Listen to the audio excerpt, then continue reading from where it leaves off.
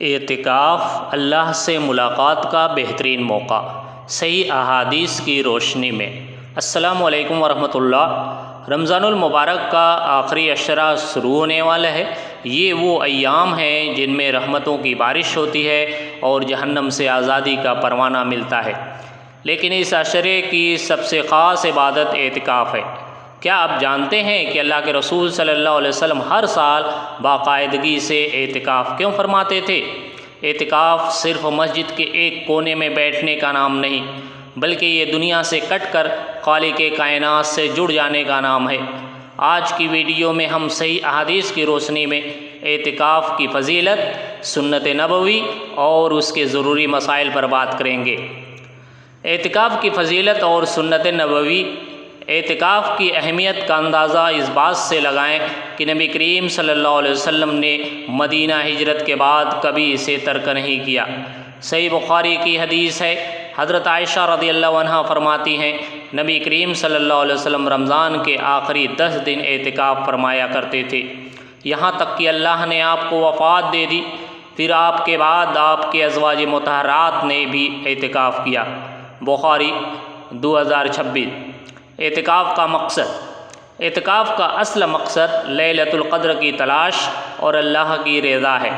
جب بندہ سب کچھ چھوڑ کر اللہ کے دروازے پر آ بیٹھتا ہے تو اللہ کی رحمت اسے اپنے آغوش میں لے لیتی ہے۔ اعتکاف کب شروع کریں؟ اکثر لوگ اس بات میں الجھ جاتے ہیں کہ اعتکاف کب شروع کرنا چاہیے۔ صحیح حدیث کے مطابق رمضان کی 20 تاریخ کو سورج غروب ہونے سے پہلے مسجد میں پہنچ جانا چاہیے تاکہ 21ویں شب کا آغاز اعتکاف کی حالت میں ہو۔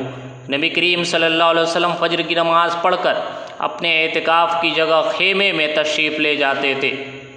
اعتکاف کے دوران کیا کریں؟ اعتکاف صرف سونے یا موبائل چلانے کا نام نہیں، یہ روحانی ٹریننگ کا وقت ہے۔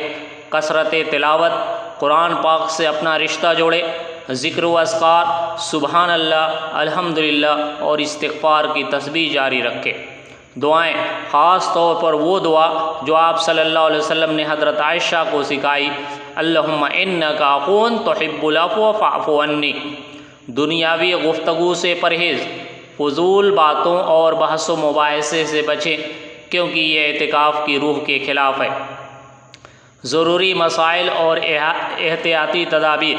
کچھ لوگ سمجھتے ہیں کہ معتکف اعتکاف کرنے والا بالکل باہر نہیں نکل سکتا، لیکن شریعت نے آسانی دی ہے۔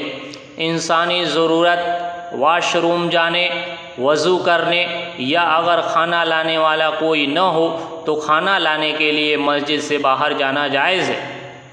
کیا ٹوٹ جاتا ہے؟ بلا ضرورت مسجد کے حدود سے باہر نکلنے سے اعتکاف ٹوٹ جاتا ہے۔ اسی طرح ازواج تعلقات سے بھی اعتکاف باطل ہو جاتا ہے۔ مریض کی عیادت۔ اعتکاف کی حالت میں جنازے میں شرکت یا مریض کی عیادت کے لیے جانا مسنون نہیں ہے، الا یہ کہ بہت سخت ضرورت ہو۔ دوستو، اعتکاف ایک ایسا سنہرا موقع ہے جو سال میں صرف ایک بار آتا ہے۔ اگر آپ مسجد میں نہیں بیٹھ سکتے تو کم از کم اس 10 دنوں میں اپنے گھروں میں عبادت کا خاص اہتمام کریں۔ اللہ تعالی ہم سب کو سنت کے مطابق اعتکاف کرنے اور لیلۃ القدر کی برکات سمیٹنے کی توفیق عطا فرمائے۔ اگر آپ کو یہ معلومات مفید لگی ہوں تو ویڈیو کو لائک کریں اور دوسروں کے ساتھ شیئر کر کے صدقہ جاریہ میں حصہ لیں۔ ہمارے چینل کو سبسکرائب کرنا نہ بھولیں۔ جزاکم اللہ خیرا۔ السلام علیکم۔